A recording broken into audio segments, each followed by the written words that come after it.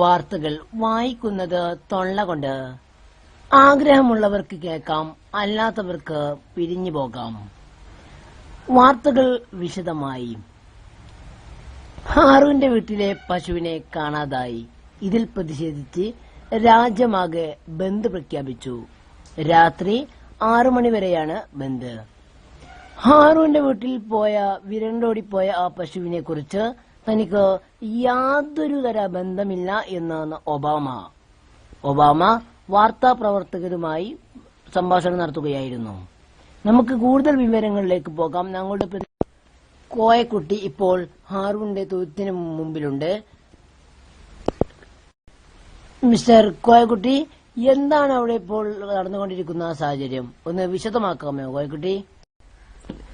Hello Koyakutty, mister Koyakutty. എടാ കോയക്കുട്ടിയാ,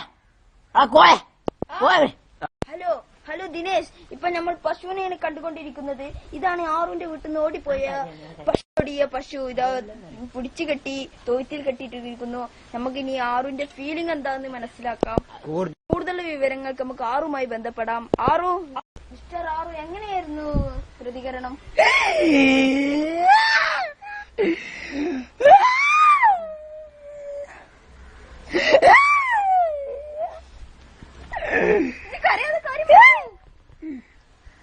എന്റെ നെഞ്ചിനുള്ളിലെ കരളാണ് ആ പശുക്കുട്ടി. ഞങ്ങൾ ഒപ്പമായിരുന്നു കിടന്നിരുന്നത്, അത്രക്ക് സ്നേഹമായിരുന്നു. പക്ഷെ എനിക്കതല്ല സങ്കടം. നീ എന്തിനു പശുക്കുട്ടി തിരിച്ചു വന്നു? ഇത് വരേണ്ടോടുള്ള പ്രതികരണം എന്തായിരുന്നു?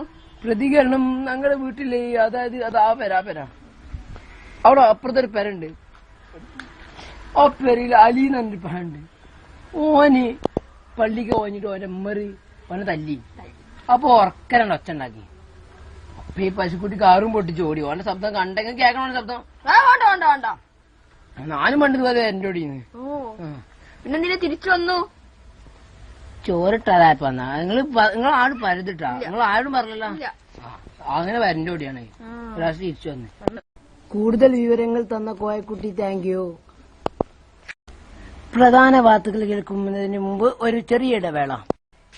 ഏത് തരം ഇറച്ചിയും വെട്ടിയും നുറുക്കിയും നിങ്ങൾക്ക് ചില്ലറയായും നോട്ടായും പൈസയായും ചെക്കായും കൊടുക്കുന്ന ഒരേ ഒരു കട ഉസ്മാൻ ഇറച്ചി കട. സൈക്കിളിന്മേൽ വെക്കാൻ പറ്റുന്ന ഒരേ ഒരു തരം ബെല്ലി. ഏത് തരം ബെല്ലി? പൊടിക്കാം, അടിക്കാം, ആവശ്യം കഴിഞ്ഞാൽ വലിച്ചെറിയാം. ഒരു രൂപക്ക് 2 തേങ്ങ. ഒന്നിനാണോ 2 രൂപ? ഈകൾക്കായി 1 രൂപക്ക് 2 തേങ്ങ എങ്കിൽ 1 തേങ്ങക്ക് 4 രൂപ. ഏത് പെരിച്ചായയും പിടിക്കാൻ പറ്റുന്ന ഒരേ ഒരു എലിപ്പെട്ടി, ഖാദർക്ക എലിപ്പെട്ടി. ഇതാർക്കും ഉപയോഗിക്കാം, ചെറിയവർക്കും വലിയവർക്കും ഉപയോഗിക്കാം. ഏത് ചെറിയ നച്ചക്കനെയും പിടിക്കാൻ ഈ എലിക്കുട്ടി വീണ്ടും ഉപയോഗിക്കുന്നു ഖാദർ എലിപ്പെട്ടി. കൂടുതൽ വിവരങ്ങൾക്ക് www.elippetti.com. നമുക്ക് വാർത്തകളിലേക്ക് തന്നെ തിരിച്ചു വരാം. ആണ്ടിപ്പടിയിലേക്ക് ഒരു അജ്ഞാത മൃതദേഹം കണ്ടെത്തി. കൂടുതൽ വിവരങ്ങളിലേക്ക് നമുക്ക് പോകാം. ഇതാണ് അജ്ഞാത ജഡം. രാവിലെ 6 മണിക്കാണ് ജഡത്തെ കണ്ടെത്താൻ കഴിഞ്ഞിട്ടുള്ളത്. ഏതോ ഒരു ജപ്പാൻകാരനാണെന്ന് തോന്നുന്നു. ഏതോ ഒരു അമേരിക്ക കണ്ടുപിടിച്ച സാധനമാണെന്നാണ് പറയുന്നത്. ആ പല്ല് കണ്ടാൽ അറിയാം ചൈനക്കാരന്റെ പല്ലാണ്. പിന്നെ പുതിയ ഫോറിൻ മാർക്കറ്റിലെ കണ്ണടയാണ്. ആ കണ്ണടക്കമാണ്.